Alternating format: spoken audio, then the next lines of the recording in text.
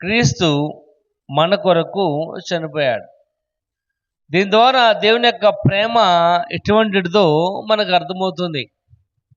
దీని ద్వారా దేవుని యొక్క ప్రేమ ఎంత విశాలమైనదో, ఎంత లోతైనదో, ఎంత గొప్పదో ఇక్కడ పౌలు తన మాటల ద్వారా రాస్తున్నాడు. ఇక్కడ అందుకంటున్నాడు, దేవుడు మన యెడల తన ప్రేమను వెల్లడిపరుస్తున్నాడు. దినమున దేవుని యొక్క ప్రేమ ద్వారా మనకు కలిగే ఆశీర్వాదాలు ఏంటో నేర్చుకుందాం. దేవుని యొక్క ప్రేమ ద్వారా, దేవుని యొక్క ప్రేమ కలిగి ఉండటం ద్వారా ఇటువంటి యొక్క ఆశీర్వాదములు మనం పొందుకునే వారిగా ఉన్నామో ఈ వాక్య భాగం సెలవిస్తుంది. మనం ఇంకా పాపులమై ఉండగానే క్రీస్తు నీ కొరకు చనిపోయాడు.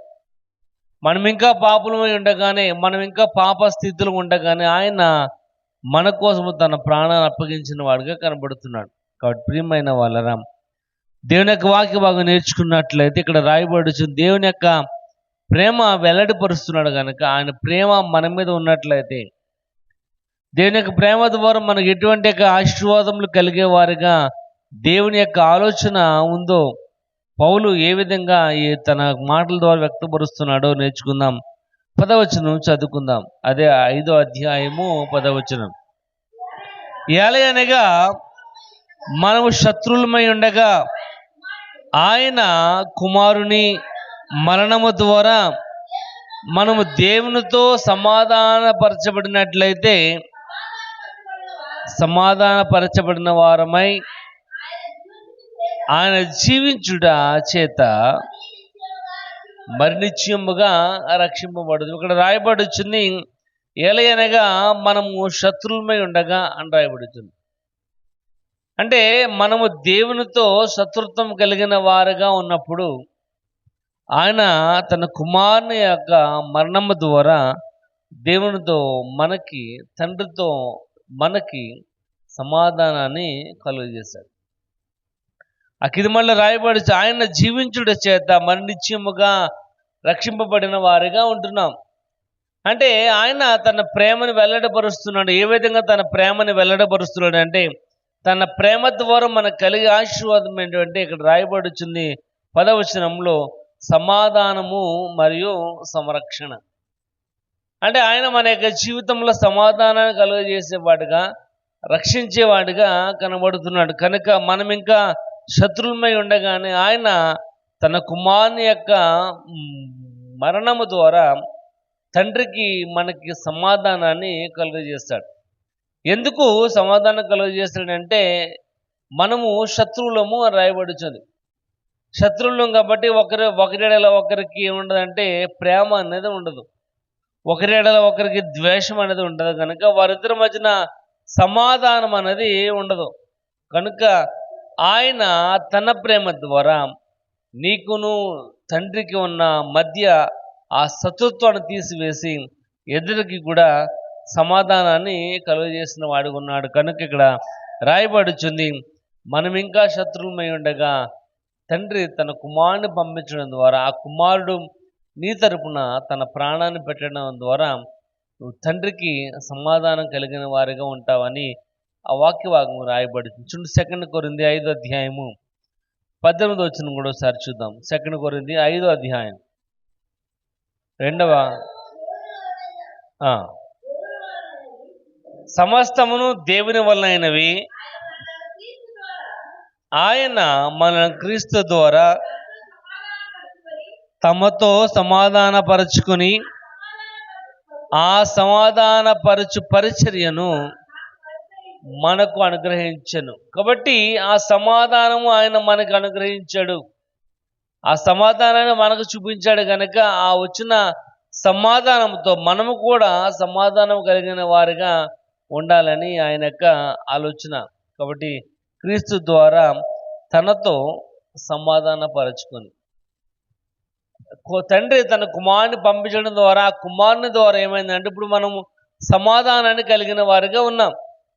కాబట్టి తండ్రితో మనము సమాధానం కలిగిన వారిగా ఉన్నాము. ఎందుకంటే మనం ఇంకా శత్రువులమై ఉండగా రాయబడుతుంది, మనం ఇంకా పాపులమై ఉండగా రాయబడి, అంటే మన దేవుని తండ్రితో మనకి ఏ రకమైన సంబంధము, ఏ రకమైన ప్రేమ ఇద్దరి మధ్య లేనప్పుడు తన కుమారుని పంపించడం ద్వారా ఇప్పుడు ఏమైందంటే మనం తండ్రితో సమాధానాన్ని కలిగిన వారిగా ఉంటాం.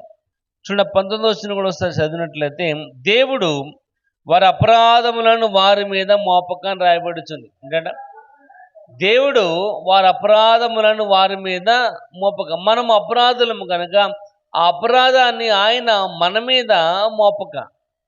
ఇప్పుడు ఏమైందంటే మన తరపున నీ పక్షమున ఆయన తన కుమారుని యొక్క మరణం ఒకటి కలిగినట్లుగా కనబడుతుంది. కాబట్టి ఏంటంటే ఇద్దరి మధ్యన సమాధానాన్ని దేవుడు ఏర్పాటు చేసినట్లుగా కనబడుతుంది. ఇక్కడ ప్రియమైన వాళ్ళు దేవుడు తన ప్రేమను నీడ వెల్లడిపరచడం ద్వారా ఇక్కడ రాయబడి వచ్చింది, సమాధానమును సంరక్షణను కలిగిన వారిగా ఉంటామని ఆయనకు ఉద్దేశం. ఎందుకంటే ఆ 21వ వచనం రాయబడి వచ్చింది, పాపం మెరుగని ఆయనను మన కోసము పాపముగా ఎంచబడ్డాడు. పాపము తెలియని ఆయన, పాపము తెలియకుండా ఉన్న ఆయన నీ కోసము ఒక పాపిగా ఎంచబడినట్లుగా, పాపముగా ఎంచబడినట్లుగా వాక్య భాగం రాయబడుతుంది. కాబట్టి ప్రియమైన వాళ్ళరా, దేవుని యొక్క వాక్య భాగం సెలవిస్తుంది, సమాధానమును సంరక్షణ నీ యొక్క జీవితంలో కలిగి ఉన్న వారిగా నువ్వు ఉండాలని ఆయన ప్రేమ ద్వారా వెల్లడిపరుస్తున్నాడు. కనుక దేవుడు లోకమును ఎంతో ప్రేమించాడు, తన కుమారుని లోకములోనికి పంపాడు.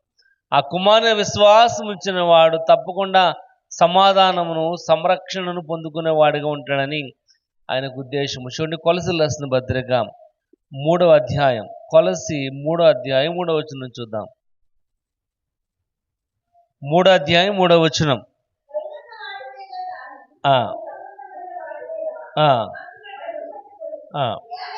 ఏలయనగా మీరు మృతి పొందితిరి, మీ జీవము క్రీస్తుతో కూడా దేవుని యందు దాచబడి ఉంది. ఇక్కడ రాయబడచ్చు, మీ జీవము క్రీస్తుతో కూడా దేవుని యందు దాయబడి ఉంది. చూడండి 3వ వచనములో, మీ జీవము క్రీస్తుతో కూడా దేవుని యందు, అంటే దేవుని యందు మీ జీవము సంరక్షించబడుతుంది అక్కడ. అందుకే అంటున్నాడు, మన్నైన వెనకటి వల్ల మన్నైపోవును, ఆత్మ దయచేసి వాడి దగ్గరికి వెళ్ళిపోతుంది. అంటే మీ జీవము సెటిల్డ్ అయింది అక్కడ. ఇక్కడ రాయబడుచుంది, మీ జీవము క్రీస్తుతో కూడా దేవుని యందు దాచబడి ఉంది. అటువంటి సంరక్షణ, సమాధానము దేవుడు నీడల తన ప్రేమను చూపించడం ద్వారా, ఆ ప్రేమను కనబరచడం ద్వారా మనం ఏం పొందుకుంటామంటే సమాధానమును, సంరక్షణను పొందుకుంటాం. కనుక ఇక్కడ రాయబడుచుంది, మీ జీవము క్రీస్తుతో కూడా దేవుని యందు దాచబడి ఉంది. ప్రియమైన వాళ్ళరా, ఈ సమాధానం అనేది శాశ్వతంగా ఉండేది.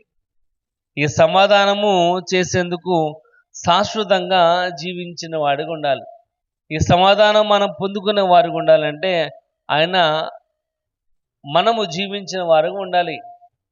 అందుకే రోమీయులకు రాసిన పత్రిక 8వ అధ్యాయము 34వ వచనం చూద్దాం ఒకసారి.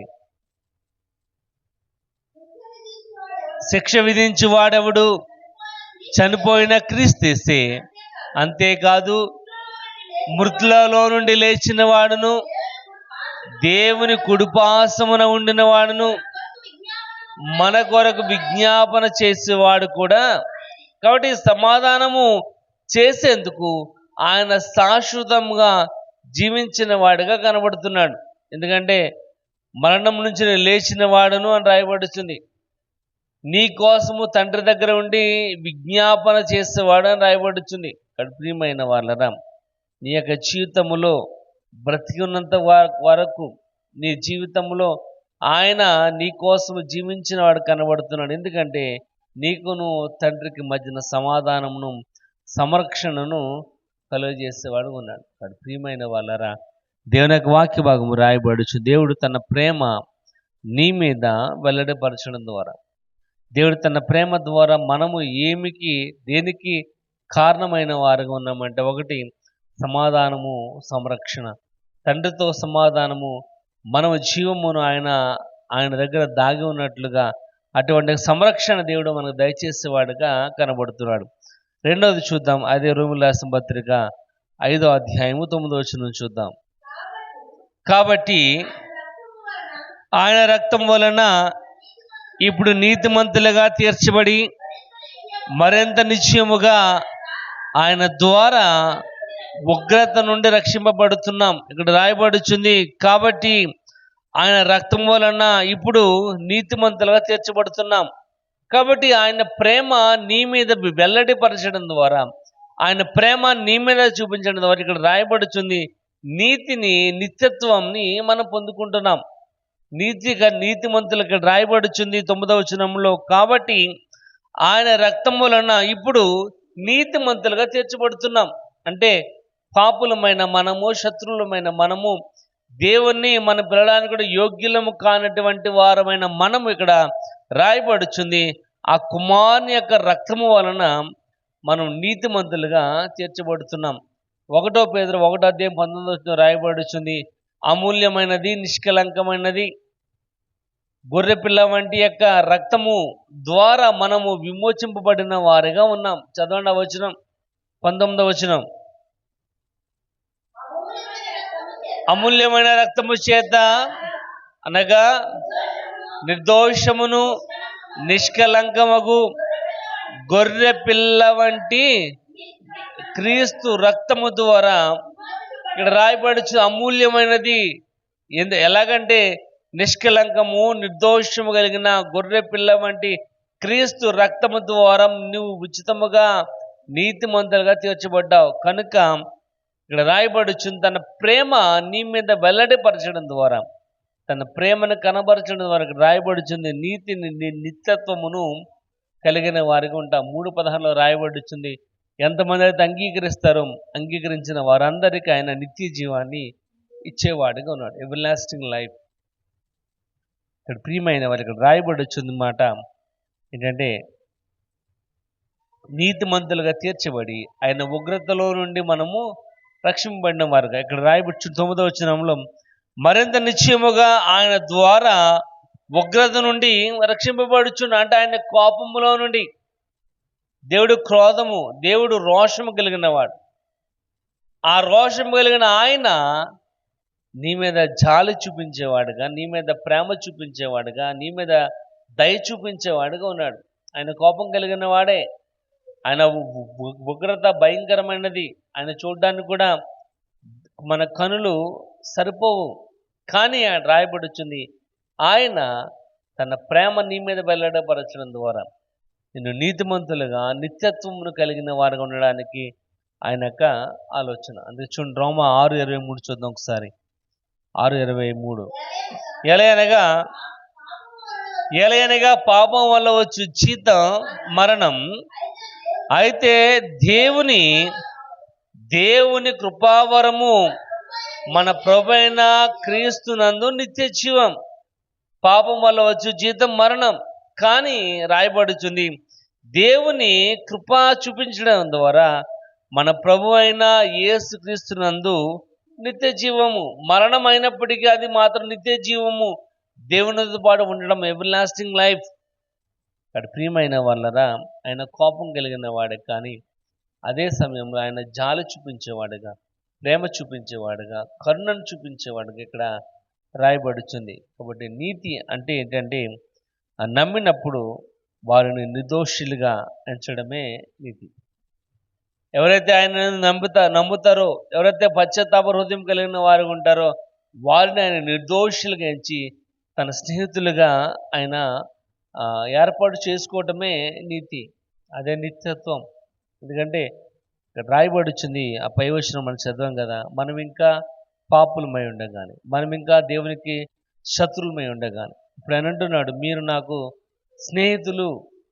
నిజమైన స్నేహితుడు నిన్ను ప్రేమించేవాడిగా కనబడుతున్నాడు. కాబట్టి ఆ ప్రేమ మనం పొందుకునే వారికి ఉండడం గల కారణం ఏంటంటే, ఆయన తన ప్రేమను చూపించాడు కనుక ఆ ప్రేమ ద్వారా ఆయనతో మనము స్నేహితులుగా ఉండడానికి గొప్ప అధికారాన్ని దేవుడు మనకి కలుగజేశాడు. అక్కడ ప్రియమైన వాళ్ళరా, రెండోది ఇక్కడ రాయబడుచుంది, దేవుడు తన ప్రేమ నీ మీద చూపించడం ద్వారా నీతిని, నిత్యత్వమును కలిగిన వారిగా ఉండడానికి అర్హులుగా ఆయన ప్రేమ అనేది అక్కడ కనబరుస్తున్నాడు.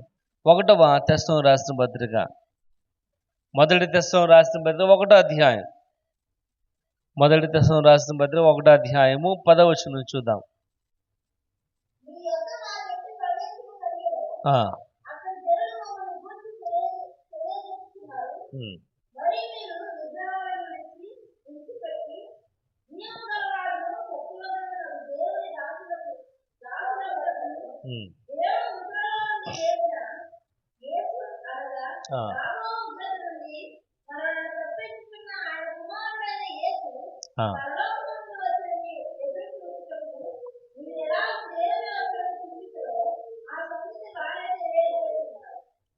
చాలండి. ఇక్కడ రాయబడి 10వ వచనములో మరియు మీరు విగ్రహములను విడిచిపెట్టి జీవము గలవాడును సత్యవంతుడనగు దేవునికి దాసులగుటకు అని రాయబడుచుంది. ఎందుకంటే జీవము గలవాడును సత్యవంతుడగు దేవునికి దాసులగుటకు దేవుడు మృతులలో నుండి లేపిన యేసును అనగా రాబో ఉగ్రతలో నుండి మనల్ని తప్పించుకొనుచున్న ఆయన కుమారుడైన యేసు పరలోకము నుండి వచ్చినని ఎదురు చూచుటకు మీరు ఎలాగో దేవుని వైపునకు తిరుగుతురో ఆ సంగతి వారే తెలుసుకుందరు. రాయబడుచుంది ఆయన జీవము గలవాడు సత్యవంతుడు గనుక దేవునికి దాసులైనట్లయితే ఆ ఉగ్రతలో నుండి మనము తప్పించుకునే వారిగా ఉంటాం. ఎందుకంటే ఆ ఉగ్రతలో తప్పించుకోవడం కోసమే ఆయన నిన్ను నీతిమంతులుగా తీరుస్తున్నాడు. అనీతిమంతుడైన నీ కొరకు నీతిమంతుడైన ఆయన తన ప్రాణాన్ని పెట్టాడు కనుక ఆయన పొందిన దెబ్బల చేత నీకు స్వస్థత అనేది కలుగుతుంది. కానీ ఇక్కడ రాయబడుచుంది ఆ జీవము కలిగిన వాడు సత్యవంతుడైన ఆయన నీకోసం తన ప్రాణాన్ని పెట్టడం ద్వారా రాబోచున్న ఉగ్రతలోనూ నువ్వు తప్పించుకునే వారు ఉండడం గల కారణం ఏంటంటే ఆయన నీకు నిత్యత్వాన్ని కలిగజేసేవాడిగా ఉన్నాడు.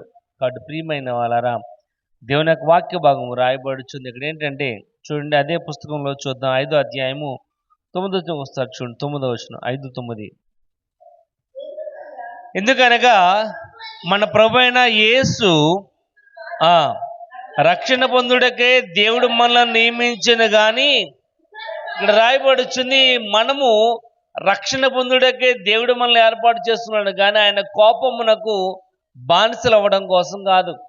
ఆయన కోపము నీ మీద ఇక ప్రతాపం చూపించడానికి దానికోసం కాదు. కానీ ఎందుకు ఆయన ఏర్పాటు చేసుకున్నాడు అంటే నీవు రక్షణ పొందుటకై. కాబట్టి ఆ రక్షణ ఏంటంటే నిత్యత్వము. ఆ రక్షణ ఏంటంటే ఆయన నీతిమంతునిగా చేయడం. కనుక దేవుడు తన ప్రేమను చూపించాడు కనుక తన ప్రేమను వెల్లడపరుస్తున్నాడు. ఏ విధంగా అంటే నీవు ఉగ్రత పాలవడానికి కోసం కాదు కానీ రక్షణ పొందుటకు ఆయన యొక్క ఉద్దేశము. కాబట్టి ప్రియమైన వాళ్ళరా, ఆయన నీ మీద కోపం కలిగిన వాడిగా ఉన్నాడు. ఆయన రోషం కలిగిన దేవుడు, దహించు అగ్ని అని రాయబడుచుంది. అటువంటి వాడైనప్పటికీ తన కుమారుని యొక్క రక్తము ద్వారా విమోచింపబడి నీతిమంతులుగా తీర్చబడాలని ఆయన యొక్క ముఖ్య ఉద్దేశము కనుక నీతిని నిత్యత్వంను దేవుడు నీకు దయచేసేవాడుకున్నాడు. ఏ విధంగా అంటే తన ప్రేమ ద్వారా. అందుకే రాయబడుచుంది దేవుడు తన ప్రేమను మన ఎడల వ్యక్తపరుస్తున్నాడు కనుక మనం ఇంకా పాపులమై ఉండగా నీ కోసం ఆయన తన ప్రాణాన్ని పెట్టినవాడు కనబడుతున్నాడు. కాబట్టి ఆ ప్రేమ ద్వారా ఒకటి మన సమాధానమును సంరక్షణ కలిగిన వారికి ఉంటున్నాం. రెండోది రాయబడుతుంది నీతి నిత్యత్వమును కలిగిన వారికి ఉండడానికి దేవుడు మనల్ని ఏర్పాటు చేసుకున్నాడు. మూడోది చూద్దాం, హెబ్రీయులకు రాసిన పత్రిక. అపోస్తలుడైన పౌలు హెబ్రీయులకు రాసిన పత్రిక 2వ అధ్యాయం. హెబ్రీ 2వ అధ్యాయం 14-15 వచనాలు చదువుకుందాం. కాబట్టి ఆ పిల్లలు రక్త మాంసములు కలిగిన వారికై ఆ ప్రకారమే మరణం యొక్క బలము గల వానిని అనగా అపవాదిని మరణము ద్వారా నశింపజేయును.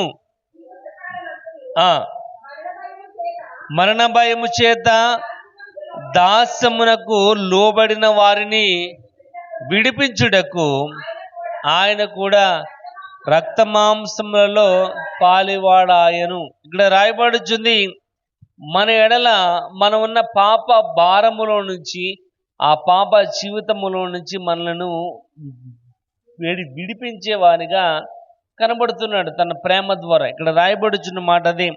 కాబట్టి ఆ పిల్లలు రక్తమాంసలు గలవారైనందున ఆ ప్రకారమే మరణం యొక్క బలము గల వానిని అనగా అపవాదిని మరణము ద్వారా నశింపచేశాడు. అపవాదిని మరణము ద్వారా, అపవాది అంటే సాతాను యొక్క తంత్రాలను, సాతానును యేసుప్రభు యొక్క రక్తము ద్వారా దానిని నశింపచేసి ఉన్నాడు కనుక ఇక్కడ రాయబడుచున్న మాట ఏంటంటే, జీవితకాలం అంతయు మరణ భయము చేత దాస్యమునకు లోబడిన వారిని విడిపించుటకు, జీవితకాలం అంతా కూడా ఆ మరణం యొక్క దాస్యములు ఎవరైతే ఉండిపోతున్నారో వారిని విడిపించడానికి ఆయన తన కుమారుని లోకములోనికి పంపించాడు కనుక కుమారుని ద్వారా మనకి జయాన్ని పొందుకునే వారిగా ఉన్నాం. కుమారుని ద్వారా మన యొక్క జీవితంలో జయం. ఒకసారి చూడండి, మొదటి యోహాను పత్రిక 5వ అధ్యాయము 4వ వచనం చూద్దాం. మొదటి యోహాను పత్రిక, దేవుని మూలముగా పుట్టిన వారందరూ లోకమును జయించుదురు, లోకమును జయించిన